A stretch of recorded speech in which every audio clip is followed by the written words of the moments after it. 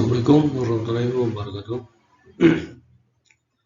Sebenarnya perkenalkan, nama saya Fernandes, NPM 22411017, kelas manajemen 22A. Di sini saya akan membahas manajemen piutang.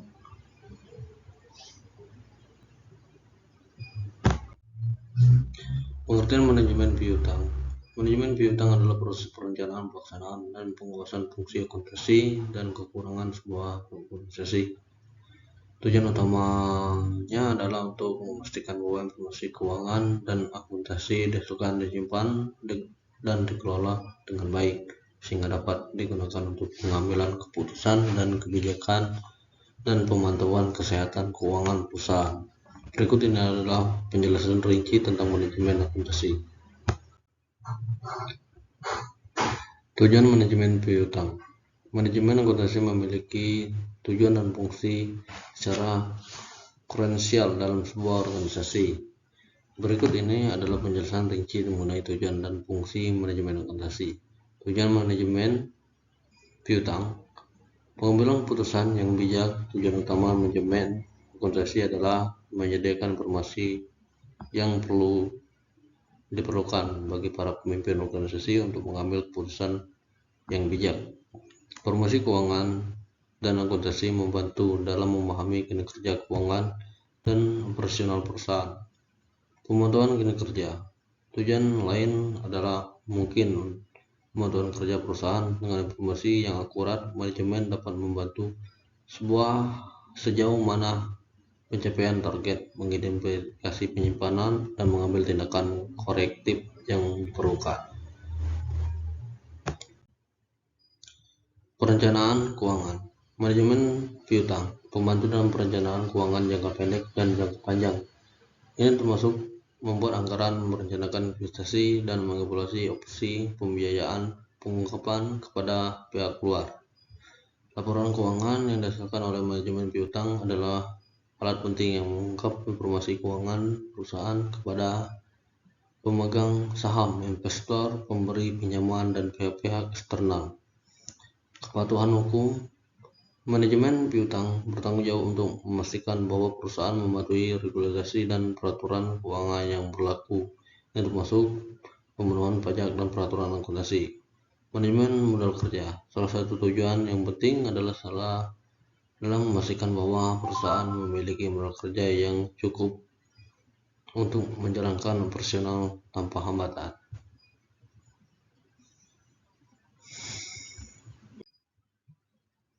Fungsi manajemen piutang. Yang pertama, fungsi transaksi. Manajemen akuntansi bertanggung jawab untuk mencatat semua transaksi keuangan perusahaan, termasuk penjualan, pemberian gaji, dan lain-lainnya.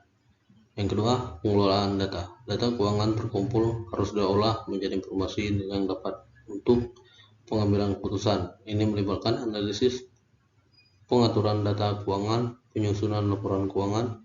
Fungsi utama manajemen akuntansi adalah menyusun laporan keuangan seperti neraca, laporan laba rugi, dan laporan arus kas yang memberikan gambaran kesehatan keuangan perusahaan.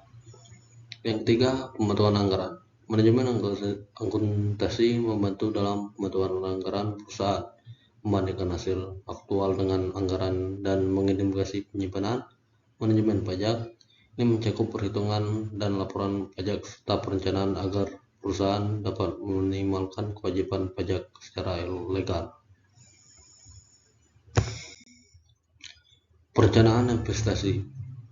Perencanaan manajemen akuntansi membantu dalam evaluasi proyek-proyek investasi baru dengan mengidentifikasi proyek yang layak dari segi finansial. Audit. Manajemen akuntansi mendukung proses audit internal dan eksternal dengan memberikan akses ke data laporan yang diperlukan. Evaluasi kinerja. Manajemen akuntansi juga menggunakan untuk mengevaluasi kinerja staf akuntansi dan tim akuntansi serta memberikan umpan balik untuk perbaikan. Manajemen utang. Ini melibatkan pengelolaan utang perusahaan, memutuskan opsi pembiayaan yang paling efisien, dan mengelola kewajiban keuangan. Perencanaan keuangan. Fungsi ini cukup perencanaan keuangan jangka panjang dan membantu dalam merancang strategi keuangan. Penilaian risiko. Manajemen akuntansi membantu dalam penilaian risiko keuangan yang dapat mempengaruhi perusahaan dan membantu dalam mengembangkan strategi pengelolaan risiko dan menjalankan tujuan fungsi yang lebih baik. Manajemen akuntansi memberikan angka kerja yang pokok bagi pengambilan keputusan keuangan yang efektif dan pemantau kinerja akuntansi.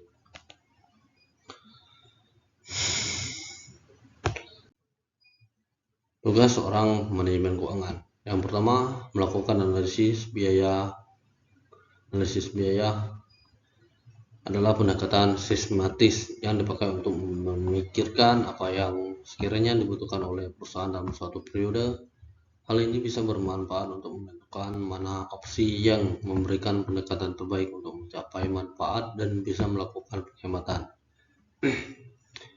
Beberapa hal yang dianalisis dalam tugas ini diantaranya adalah proses transaksi, aktivitas perusahaan, dan persyaratan bisnis. Jadi, jika kita tertarik garis besar melakukan analisis biaya memiliki dua kegunaan yang bisa didapatkan oleh perusahaan. Adapun yang pertama adalah untuk menentukan apa yang masuk akal keputusan. Kemudian dalam bentuk investasi yang telah dibuat oleh perusahaan. Nantinya mereka akan memastikan apakah manfaat dari investasi tersebut akan lebih besar daripada biaya yang sudah dikeluarkan. Lalu kedua, kegiatan ini bisa tersebut memberikan gambaran dasar untuk membandingkan keputusan yang bisa bersifat investasi. Cara dilakukan dengan membandingkan total biaya yang diharapkan dari setiap opsi dengan total manfaat yang diharapkan.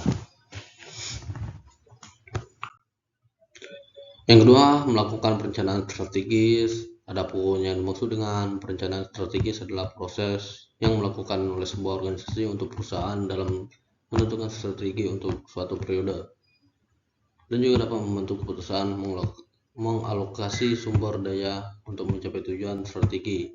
Perencanaan strategi juga dapat meluas dalam ke arah pemaduan implementasi strategi. Dengan demikian, terdapat sejumlah hal yang dilakukan ketika organisasi atau perusahaan melakukan perencanaan strategi agar mereka bisa mencapai tujuan yang diinginkan. Beberapa kegiatan ini diantaranya adalah menetapkan tujuan strategi yang menjadi tujuan utama, menentukan apa saja tindakan untuk mencapai tujuan tersebut, menetapkan garis waktu, dan menggerakkan seluruh sumber daya yang ada agar tujuan tercapai. Pelaksanaan strategi meliputi proses perumusan strategi. Pelaksanaan strategi di sini, perencanaan strategi sendiri memiliki sifat analitik, sehingga pembentukan strategi itu sendiri memerlukan pendekatan yang bisa dilakukan untuk melalui pemikiran strategis.